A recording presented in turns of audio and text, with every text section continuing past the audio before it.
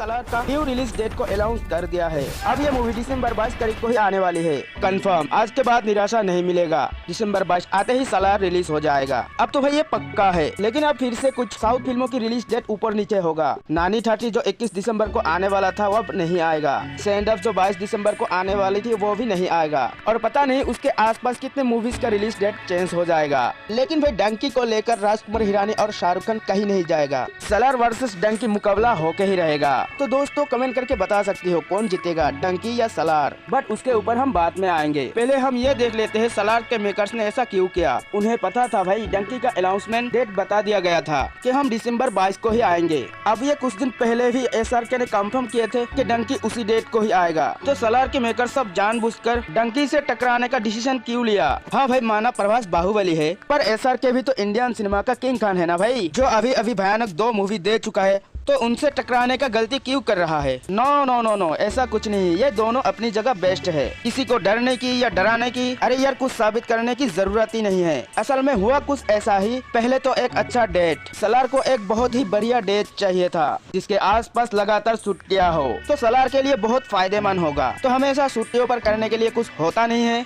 तो अपने ऑडियंस पूरी फैमिली के साथ मूवी देखने के लिए चला जाता है। तो उससे मेकर्स को बड़ा फायदा होता है। वो जल्द ही अपनी बजट रिकवर करके प्रॉफिट कमाने लग जाती है। इसलिए देखना साउथ में ज्यादातर सब फेस्टिवल रिलीज डेट को ही टारगेट करती है। और ये जो 22 दिसंबर की जो डेट है, एक बड़ा मूवी के लिए जो लंबा चले उसके लिए तो भाई ये एक बहुत ही बढ़िया डेट है। देखो 22 को मूवीज रिलीज हो रही है, 23, 26 सैटरडे संडे, 25 को क्रिसमस है, न जाने और क्या क्या है। मूवी अच्छा निकला कुछ दिन और चल जाएगी। उसके आगे संक्रांति भी है जिसमें मूवीज रिलीज करने के लिए साउथ के लोग मरते हैं। तो समझ सकते हो ये कितना अच्छा डेट है। इसके अंदर बहुत सारे हॉलीडेज भी है, इसलिए सलार के मेकर्स ने इस डेट को मिक्स करना नहीं चाहते थे। ऐसे भी वो बहुत मेहनत करके सलार को बनाया है। उन्हें पता है ऑडियंस को ये मूवी बहुत पसंद आएगा। तो इससे अच्छा डेट उनके लिए क्या हो सकता है भाई, जब वो अपना मूवी को ज्यादा से ज्यादा लोगों तक पहुंचा पाते। दूसरा उनके पास कोई ऑप्शन ही नहीं था। मूवी का रिलीज डेट इससे आगे बढ़ा नहीं सकते, न ही इसके पहले रिलीज कर सकते थे। आगे इसलिए बढ़ा नहीं सकते थे क्योंकि एक तो डिस्ट्रीब्यूटर सब घबरा गए थे,